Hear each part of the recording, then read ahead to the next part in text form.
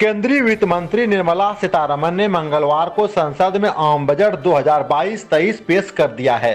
वहीं कोरोना काल में दूसरी बार और लगातार चौथी बार निर्मला सीतारमण बजट पेश कर रही हैं। यह मोदी सरकार के दूसरे कार्यकाल का चौथा बजट है। डिजिटल बजट पेश करने के दौरान वित्त मंत्री निर्मला सीतारमण ने कहा कि 2014 के बाद से मोदी सरकार का जोर गरीबों को सशक्त बनाने पर है। उन्होंने कहा कि गरीबों की क्षमता बढ़ाने पर जोर दिया जा रहा है। वित्त मंत्री निर्मला सीतारमण ने ऐलान किया है कि आगामी 3 वर्षों में बेहतर दक्षता वाली 400 नई पीढ़ी की वंदे भारत ट्रेन लाई जाएंगी। यही नहीं, बजट भाषण के दौरान वित्त मंत्री निर्मला सीतारमण ने कहा कि अब तकनीक से जुड़े विकास पर सरकार का पूरा ध्यान है। सरकार चुनौती उठाने की मजबूत स्थिति में भी है। वित्त मंत्री ने कहा कि यह अगले 25 साल की बुनियाद का बजट है। सरकार की योजना है कि आधुनिक बुनियादी ढांचे पर निवेश हो और इस बजट में आम निवेश को बढ़ावा मिलेगा। वहीं इन सब के बीच बजट के दौरान ही शेयर बाजार में अच्छी खासी तेजी दिखी जा रही है। वित्त मंत्री ने बताया कि कोरोना महामारी और उससे पहले से चली आ रही चुनौतियों से प्रभावित आर्थिक गतिविधियों को तेज करने पर सरकार का विशेष जोर है। वहीं बिहार के भागलपुर में भी व्यापारी और आम लोग बजट पर ध्यान बनाए हुए हैं। बाकायदा इसके लिए बड़ी स्क्रीन लगाई गई है। बजट पर भागलपुर के व्यापारी और आम लोग क्या कहते हैं, आइए हम आपको सुनाते हैं। पहला बजट है जिसको हम बोलेंगे कि सामाजिक न्याय को एड्रेस नहीं किया गया है। महिला और बुजुर्ग स्पेसिफिक कुछ भी नहीं है। सामाजिक न्याय में हम लोग उसको लेते हैं। जहां तक 60 लाख नया रोजगार की बात है तो आप जरा सा उसमें देखें कि मेक इन इंडिया के तहत रोजगार है, मैंने वो प्राइवेट रोजगार सृजन की बात हो रहे हैं, लेकिन अब रोड में पैसा तैयारी नहीं कर रहे कि नया चीज उसमें आए। लेकिन सबसे बढ़िया बात जो हमको इसमें लगा कि इंफ्रास्ट्रक्चर की बात हुई है। 20,000 किलोमीटर नेशनल हाईवे और 25,000 करोड़ रुपए उसके लिए अलग से दे देना, ये एक बहुत स्वागत योग्य कदम है। साथ साथ आपने ग्रामीण एंटरप्रेन्योरशिप की बात की है, आपने नाबार्ड को मजबूत करने की बात की है और उसमें आप एफपीओ और ग्रामीण स्टार्टअप, कृषि आधारित स्टार्टअप, ये एक बढ़िया कदम हमको समझ में आ रहा है। 200 इलेक्ट्रॉनिक चैनल आएंगे जो कि पीएम विद्या चैनल कहलाएंगे, वहां से पढ़ाई होंगे। ये एक फोरसाइटनेस हमको झलका। आपका इनकम टैक्स स्लैब में कोई चेंजेस अपने नहीं लाया है, तो मध्यवित्त जो बैठा हुआ रहा उसको कुछ नहीं मिला। आप 25 साल आगे को देख के इंफ्रास्ट्रक्चर डेवलपमेंट का बात करते हैं, लेकिन इस साल का आपका वित्तीय घाटा 6.9% है। आप 2025 तक जाने का टारगेट ही रख रहे हैं कि 4% वित्तीय घाटा पे हम जाएंगे। तो इसलिए हम बोलेंगे कि आपका सोच है, लेकिन वो सोच धरातल पे कैसे उतरेगा ये हमको थोड़ा सा इसमें 80 लाख नए घरों की बात हो रही है। हाँ, खाली नई घरों की बात नहीं है, आप बिल्डिंग बाई लॉज को चेंज करने की बात कर रहे हैं, शहरीकरण के लिए टाउन लॉज को चेंज करने की बात कर रहे हैं, जो आज तक आदमी नहीं करता था।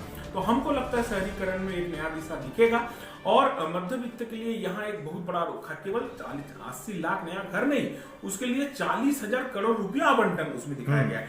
तो ये एक बहुत अच्छा कदम हम मान सकते हैं।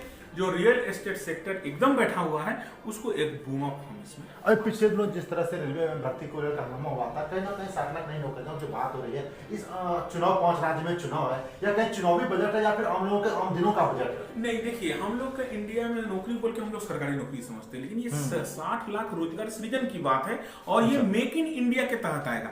आप देख रहे हैं कि डिफेंस में भी 65% आप कंफ्यूजन दूर कर रहे हैं कि सरकारी नौकरी नहीं है। नहीं है, कंफ्यूजन आप दूर कर रहे हैं। एग्जैक्टली, ये मेक इन इंडिया के तहत है और ये डिफेंस में भी आपका 65% में, ये स्वागत योग्य कदम है कि हम लोग इंपोर्ट के ऊपर डिपेंड करते थे, वो भी रशिया मैक्सिमम। आज रशिया यूक्रेन का जो संकट है उसमें अगर हम 65% मेक इन इंडिया पे ले आए हैं अपना जो सुरक्षा बजट है, मान लीजिए डिफेंस का, तो ये बहुत बड़ा सवाल।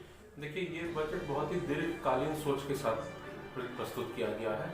एक स्ट्रक्चरल रिफॉर्म की कोशिश वित्त मंत्री ने की है और बहुत सारी ऐसी चीज़ों को उन्होंने, जैसे गति शक्ति के मार्ग से या टाउन प्लानिंग के हिसाब से बात करके, टायर 2 और 3 सिटीज़ की बात करके, एक किसानों को पीपीपी मॉडल से मॉडर्नाइज करने के प्रयास से इन्होंने कोशिश की है कि एक बहुत लंबे, जैसा उन्होंने शुरू में ही कहा था कि ये आज़ादी के 100 सालों के लिए, ये अगले 25 साल के लिए रोड मैप बना रही है। 60 लाख नई नौकरी की बात हो रही है, 80 लाख नए घरों की बात हो रही है, तो इसको आप किस रूप में देख रहे हैं, नौकरी को किस रूप में देख रहे हैं? देखिए, यही तो वो बुनियादी चीजें हैं ना जिससे कि इकोनॉमी में ग्रोथ आएगा, आज रोजगार के अवसर पैदा होंगे, सबको हाउसिंग दिया जा रहा है, तो उससे कहीं ना कहीं जीवन स्तर में बदलाव आएगा और उसी से देश की इकोनॉमी में ग्रोथ भी आएगा।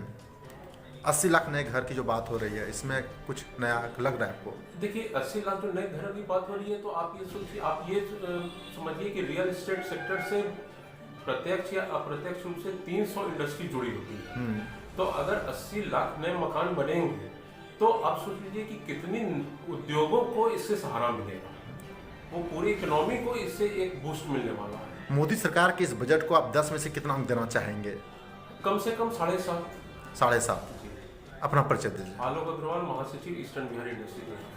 मोदी गवर्नमेंट के इस बजट को आप किस रूप में देख रहे हैं वो देखिए, बजट इस बार का जो बजट पेश हुआ है वो बजट फ्यूचर एस्पेक्ट के लिए बहुत अच्छा है। करंट टाइम में उसका कोई रिजल्ट नहीं मिलेगा और डिजिटल वे में ये बजट बहुत अच्छा है। डिजिटलाइजेशन को लेके मोदी गवर्नमेंट ने जो इनिशिएटिव लिया है वो बहुत अच्छा है। इंफ्रास्ट्रक्चर में जो काम करने के लिए इनिशिएटिव लिया है वो बहुत अच्छा है। तो मिला जुला के बजट अच्छा है, बट यही है कि इसका अभी कुछ मतलब प्रेजेंट में कोई ऐसा नहीं दिखेगा, बट इन फ्यूचर अच्छा है। 60 लाख नई नौकरियों की जो बात हो रही है उसको किस रूप में देख रहे हैं आप? देखिए, नई नौकरियों की जो बात हो रही है, जब इंफ्रास्ट्रक्चर बनेगा, जब मैन्युफैक्चरिंग यूनिट्स लगेंगी तो लोगों को ऑटोमेटिक नौकरियां मिलेंगी। तो जब इंफ्रास्ट्रक्चर मजबूत होगा तो जॉब्स भी आएंगी और लोग अपने पैरों पे खड़े भी होंगे। नहीं, अक्सर जो नौकरियों की बात होती है लोग सरकारी नौकरी समझने लगते हैं, तो इसका कन्फ्यूजन। हाँ, देखिए, मेरे अकॉर्डिंग हमारे यहाँ के जो युवा हैं वो कहीं ना कहीं इस चीज़ में ठीक है, लोग सरकारी नौकरियां चाहते हैं, बट वो खुद भी अगर कुछ करना चाहे तो कर सकते हैं। अच्छा। मतलब एक उद्यमी होने के नाते हाँ, आपसे पूछें, युवा उद्यमी हैं, तो आप 10 में से कितना नंबर दीजिएगा मोदी सरकार को इस बजट के लिए?